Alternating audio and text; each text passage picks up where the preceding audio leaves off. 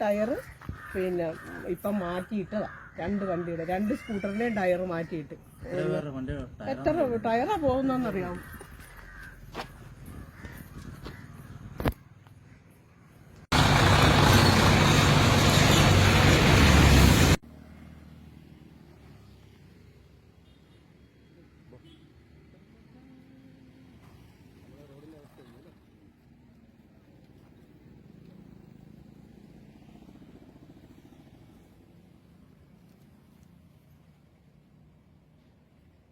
ഒരേ ഒരു ചോദ്യത്തോടു കൂടി തുടങ്ങാം.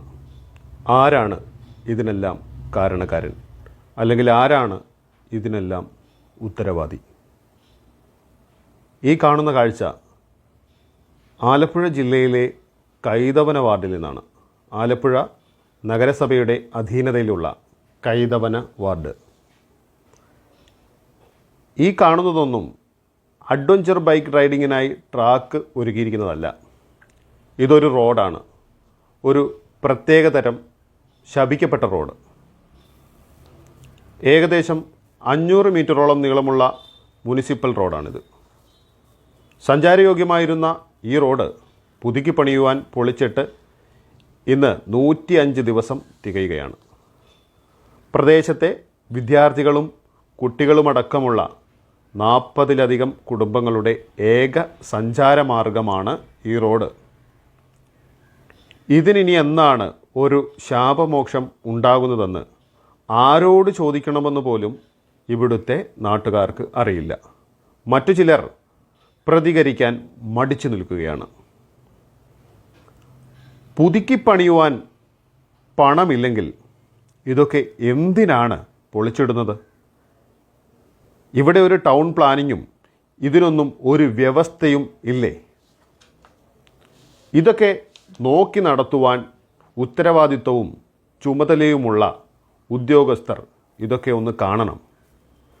കാട് പിടിച്ച വഴി, മാലിന്യം നിറഞ്ഞ് ചത്തുകിടക്കുന്ന ഓടകൾ, ഇതൊക്കെ ആരാണ് യഥാർത്ഥത്തിൽ പരിഹരിച്ചു നൽകേണ്ടത്? ഒന്ന് പറഞ്ഞു തരണം.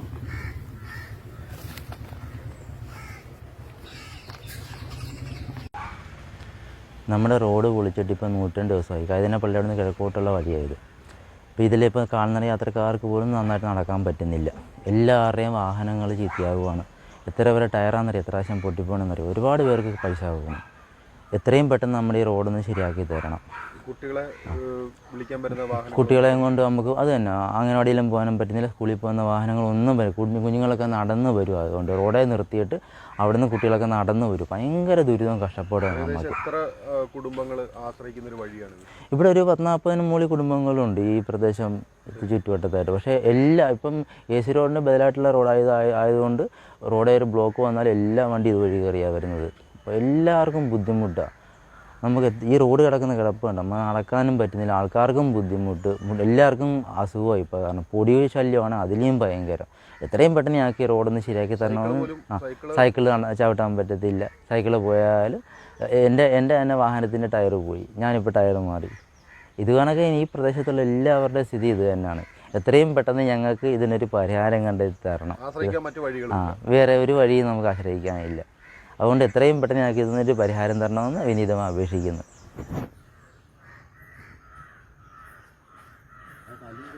റോഡെങ്ങനെ ചേച്ചി?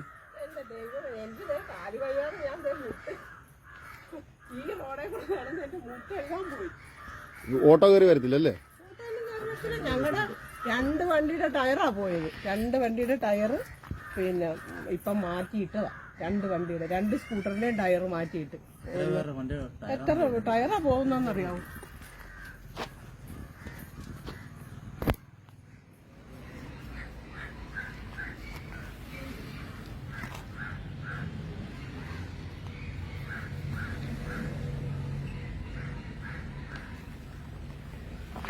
ഇതിനെല്ലാം കാരണം ജനം തന്നെയാണ്. പ്രതികരണശേഷിയും അവകാശബോധ്യവുമില്ലാത്ത പൊതുജനം. പല പേരിൽ മുടക്കം കൂടാതെ കരമടയ്ക്കുന്ന പൊതുജനം. പൊതുജനത്തിന് പ്രതികരണശേഷി നഷ്ടപ്പെടുമ്പോൾ ഇതല്ല. ഇച്ഛാശക്തിയും അർപ്പണബോധവുമുള്ള അധികാരികൾ കണ്ണു തുറക്കണമെന്നും ഇതൊക്കെ ശരിയാകണമെന്നും ആത്മാർത്ഥമായി ആഗ്രഹിച്ചുകൊണ്ട് ന്യൂസ് ടൈമിൻ്റെ ജൈത്രയാത്ര തുടരുകയാണ്. അധികാരികൾ കണ്ണു തുറക്കുന്ന ഒരു കാലം വിദൂരമല്ല എന്ന് പ്രതീക്ഷിക്കാം. നമസ്കാരം.